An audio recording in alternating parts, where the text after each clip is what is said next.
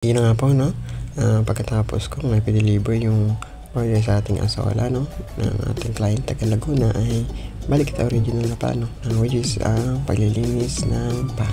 Bago ko simulan ay aawatin ko muna yung mga tubig nila, no? Para madaling tanggalin. Bala ko po nalinisin yung buong loob, no? Pati yung pinaka-medyo niya sa loob. Kung sa ganun ay malesan lahat ng dumi na nasa loob ng ating filter po, no? So kung mapapansin nyo ay isa-isa ko na po tinatanggal yung tubig nila sa loob ng ganun ay madali pong ibaba, no? Pag nilinis yung buong water filter system, no?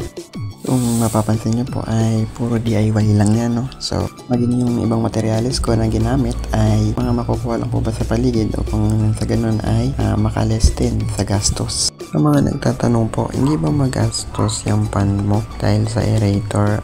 Sabihin ko po, no, yung aerator ko po sa loob ng 24 hours ay 6 hours lang po siyang bukas, no? Bakit? Itatopic ko po yan soon, no?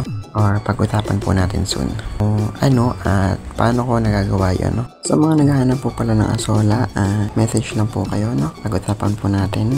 Sa mga naghahanap din po pala ng pretty legs ng Rhode Island Red ay meron din po akong available, no? Meron din po akong available na day old chicken. Meron din po tayong 1 to 2 months old and up. Message lang po kayo, no? Medyo napatagal lang pala ako sa paglilinis, no? Kaya sa part na to ay naisipan ko muna i-check yung aking phone